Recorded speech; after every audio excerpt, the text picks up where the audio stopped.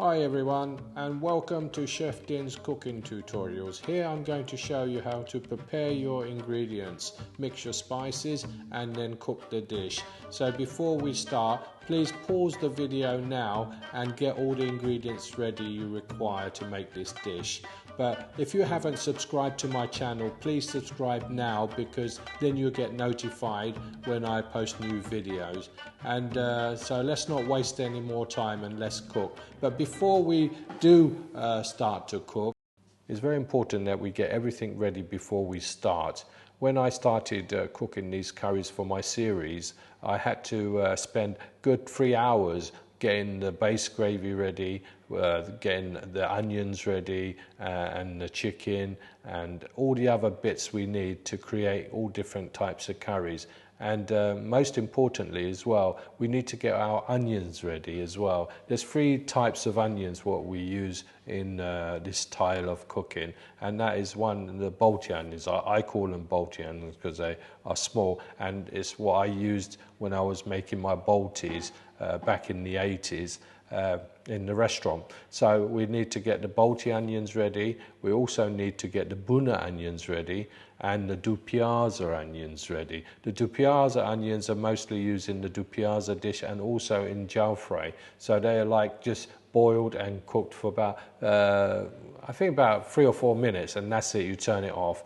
And also the Bhuna onions, which is boiled and cooked for about 10 minutes, then you turn it off. And then you have everything basically ready to start your curries. And all the recipes for the onions you find in the descriptions. I'll leave a link.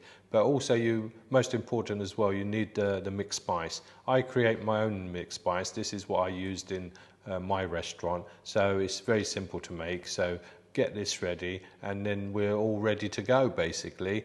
If you have any queries or any questions, please do not hesitate to ask in the comments, and I'll get back to you as soon as possible. And if I can, I will give you the information you need. So let's not waste any more time now and start cooking our curries.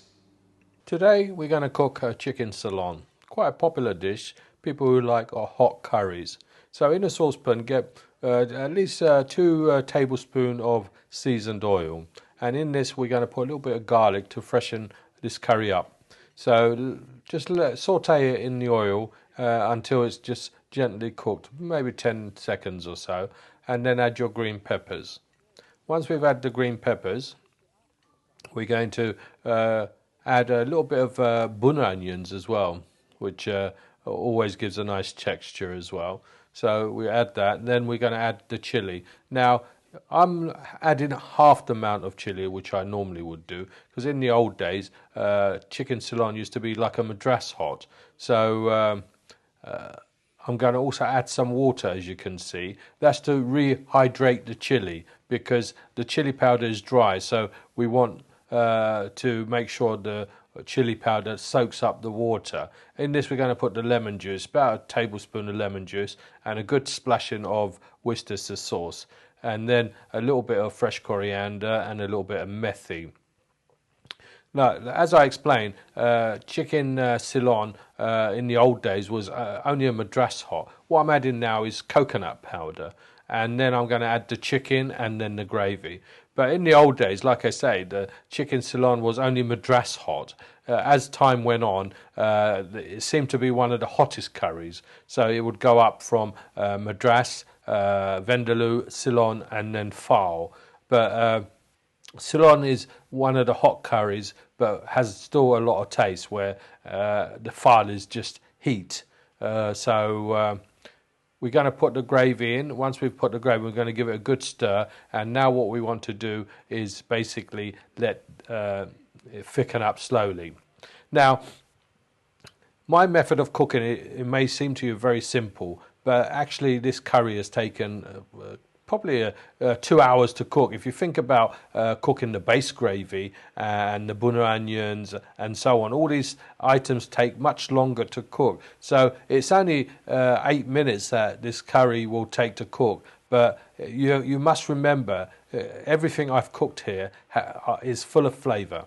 and therefore when I put all the ingredients together, the curry itself is full of flavour. So you have to cook my method complete. That includes the base gravy, the chicken, the Bhuna onions, and so on, to give an honest opinion of what you think. Because a lot of people think that my method is very simple, but sometimes simplicity is the key. Like they say, less is more. So try my method of cooking and you'll find that you'll be surprised that everything tastes much nicer and there's not much raw ingredients.